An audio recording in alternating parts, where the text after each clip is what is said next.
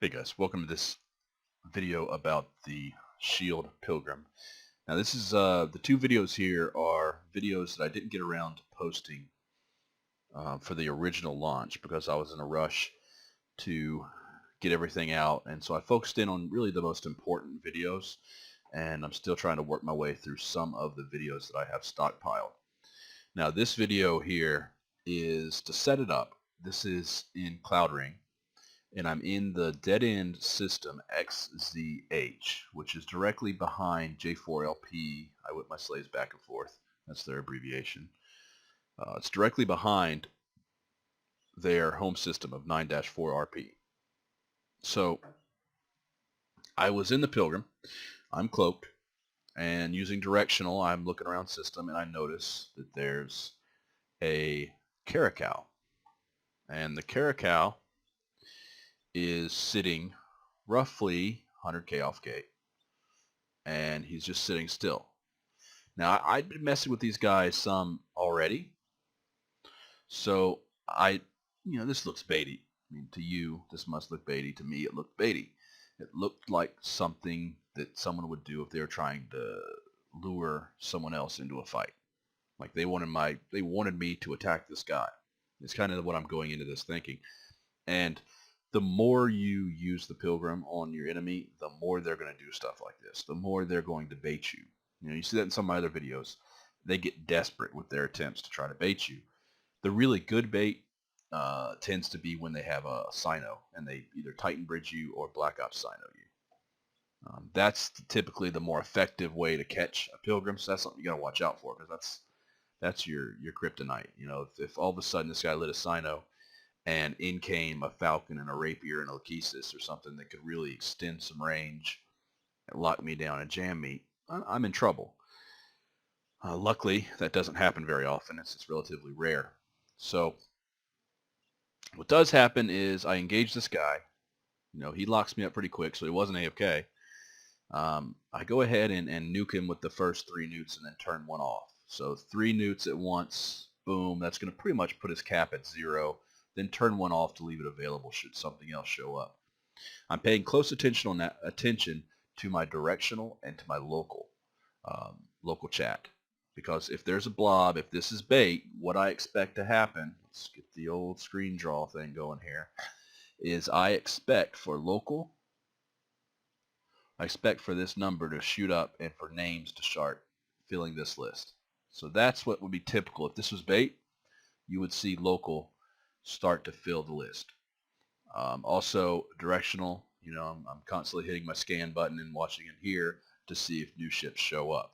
Then this, at the same time, I'm also looking over here to see if anything else is added to this list, because that would also be an indication that something new has changed and I need to pay attention. So for now, it's pretty basic. I need to stay relatively close to this caracal, make sure I maintain my point. I've nuked his capacitor to the point where he can't run his micro warp drive, so I feel safe turning off my micro warp drive and leaving it off. It's a malediction now in directional, so I have to expect the malediction is going to land, and you expect for it always to land on top of him. This time it lands 100k away, and I try to get a lock, but it was a little bit too soon after it came out of warp. To prepare for the malediction, I'm freeing up another newt, although I might use it to get on the caracal here in a second. So I want to lock the malediction as soon as possible. You want to have everything locked. Once the fight started, you really want to have everything locked as much as possible so that you can quickly go to that target when needed. As soon as the malediction comes into range, I need to get 2 newts on him so that I stop him. Now, the malediction's too fast for me to catch. My long point's not going to do anything except hold him within 24k of me. So the only way I can keep him within 24k is to keep his cap dead. Like, I don't even want him to get one single micro warp drive cycle. So the caracal's going down pretty steadily, and I'm sure that's going to go down. I need to get as much newt pressure on that malediction and now point as possible. All 3 newts staggered, and get the other newt on there too. Don't even take a risk. You want that cap on that thing dead so he can't get off a single micro warp drive cycle. And then at that point, once you've neuted out an interceptor, it's easy. He has no hope. His only hope would be if there's a massive blob and, we're watching directional, we're watching local, we're watching our overview. Everything looks perfect. Um, easy fight there on both of them. You see that my shields are only at like 67%. Barely scratched my tank. Didn't pressure me very much. Didn't pressure my cap. It was an easy fight. And now just a couple of things to show you before we end this video and go into the next one is basically how when I'm in these people's home systems. Now, again, I've said this before, I have nothing against J4LP or the other group that I was fighting. It was nothing personal, but for you maybe it is if you're fighting against a group. But in general, I'm going to be as effective as possible, if only to illustrate to you how you can be effective in the same way. So what I did is I made it a point to not leave anything behind. I've told you this in other videos. I call it scorched earth. So just like, Napoleon, not Napoleon, the Russian army torched Moscow before Napoleon got there. Scorched earth, destroy everything before the enemy can have any of it. So, Napoleon's army arrived and they were all starving and there was nothing left in Moscow for them to eat. So they all started to die. So what I do is I blow up any drones, I blow up any wrecks. You'll see me do it here in a second. I'd already pulled in my drones, I forgot. I remembered. But what I wanted to do is to destroy any drones, destroy any wrecks, leave nothing behind to help them. Make it as painful for them as possible so that, for one, they would get a little bit more angry. Right? When people are angry, they tend to overextend themselves and make mistakes. Two, to just be more effective, I guess, at what I'm doing, which is coming into their home and their pocket and harassing them and costing them ISK. So it not only is it going to be kind of the thing to irritate them, but it's going to work well towards getting you more fights, because the more you upset them, the more they're going to be mad and start to potentially make mistakes. So really I should go ahead and leave right now. I'm waiting for my drones to come in. But it's pretty safe. I was okay waiting there. I could engage in this case, the Caracal and Blackbird, but there's the main thing that keeps me from engaging Caracal Blackbird isn't the Caracal Blackbird. It's the fact that I don't know what's on the other side. If I was relatively sure it was just those two, then what I would do is I would lock the Blackbird, get drones on the Blackbird, and I would pretty much ignore the Caracal except maybe throw a newt his way and put 2 newts on the Blackbird. And if you keep that Blackbird with staggered newts, cap dead, he's useless. And at that point, you could even just hold on to him, keep him cap dead, and put your DPS on the Caracal, or you can just nuke him and finish him off. But because the Pilgrim has a really high resistance to being jammed, the Blackbird would struggle to get many jam cycles. He'd be maybe 50% of the time, maybe. And because you would have drones on him, he'd be taking a lot of damage, and he'd be pressured to warp out even if you were jammed. The drones would stay on him, and therefore he'd be really hurting and want to leave. So that's the best way to deal with ECM, is to get your newts on it and get your drones. Because if your drones are on it, it doesn't matter if you're ECM'd, he's still going to have to warp away. If your newts are on him, he can't ECM you, and you can kill them all.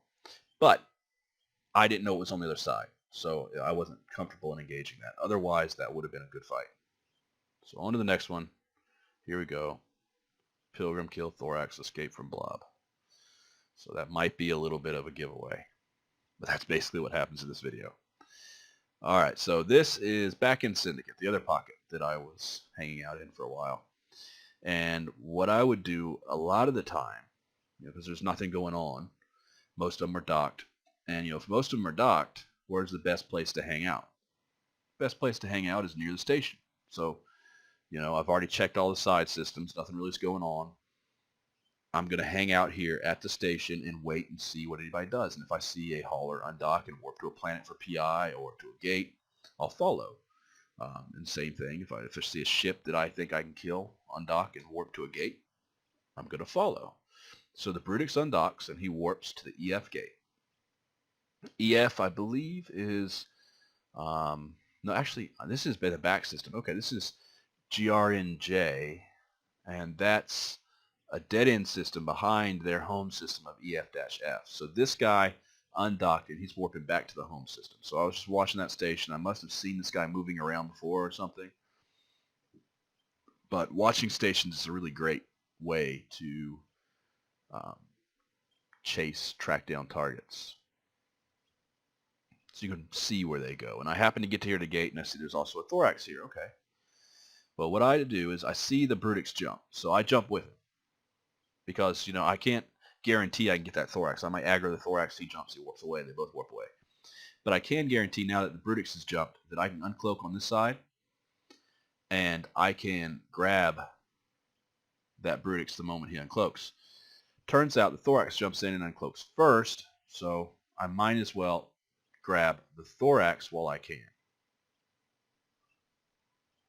Now maybe I'd have been better off grabbing the Brutix, but the Brutix still has uncloaked, so I can stay on that and be ready to switch to the Brutix, maybe. You can see the thorax approached. So the thorax didn't run to gate. He approached me. Because I did an orbit of 18, he was able to get to 11K. And, you know, had he had a overloaded web or overloaded scram, he could have potentially got right on top of me. But now you see my newt starting to take effect. And now that the newt's taking effect, I've backed him off. Unfortunately, I backed him off a little bit too much, and I lost point. Luckily, he doesn't realize that. Something I've noticed in the game a lot is you would be surprised at how often people don't realize they're not pointed.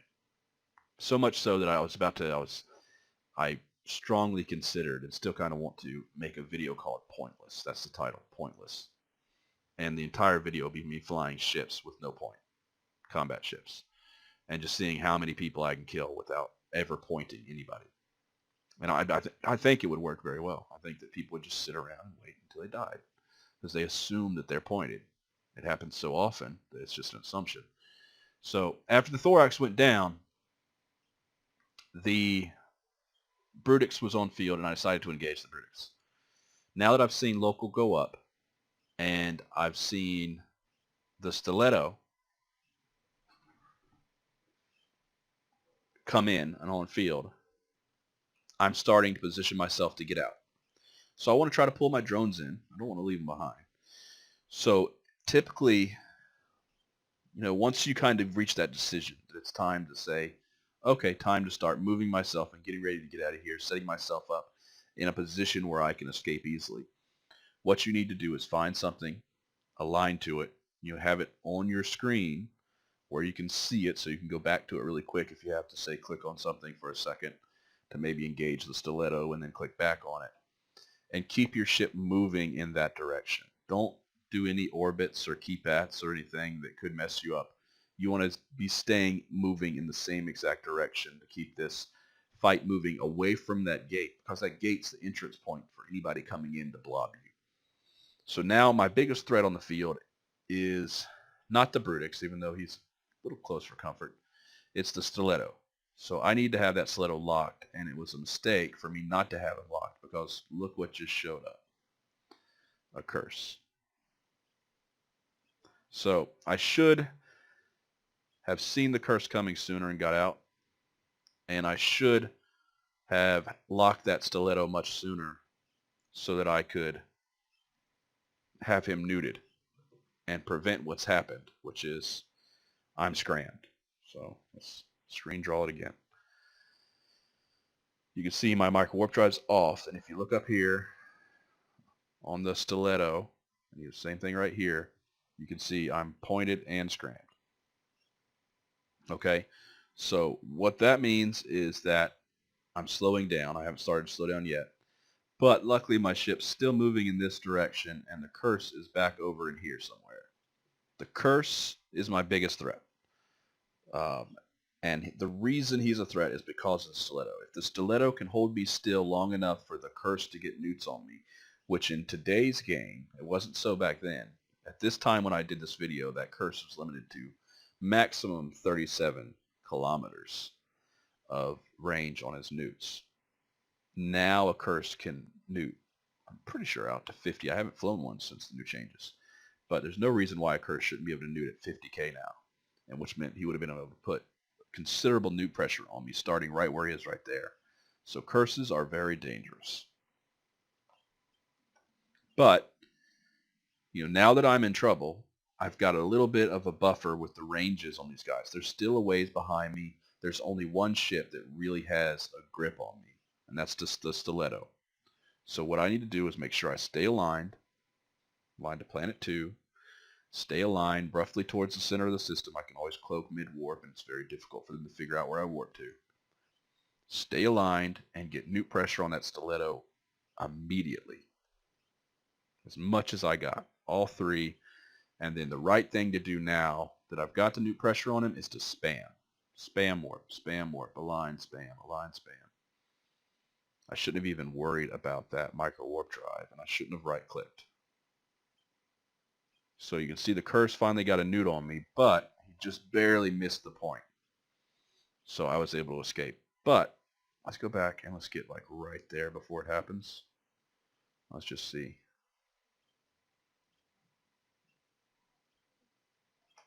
All right. So right there is when it happens. I click warp to within 50, and the curse is 33 away, overloaded point from a curse, 28k. The scythe is coming in, everything else is at range. All it would have taken for me to lose this fight is for that Stiletto to get one more cycle off. And if he got that one more cycle off on me at long point, then the curse would have got point. And at that point, I would have been dead. So I was lucky there. I should have gotten out sooner.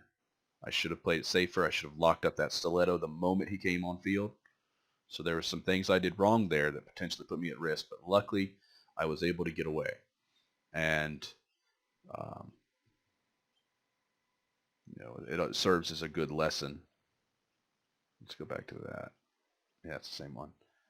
So right there, Stiletto's on field. I don't have him locked. So that's my biggest mistake of the fight. But that's it for these 2 videos. I'm going to try to keep posting pretty regularly, a couple videos every few days until I get through my whole stockpile of Pilgrim footage. And I'll be honest with you, I haven't flown the Pilgrim in about a month, and I'm itching to fly it again. It's still, I think, the best solo PvP ship out there. With how much I've been getting blobbed lately flying other stuff, I really miss the Pilgrim. It's a really, really great ship.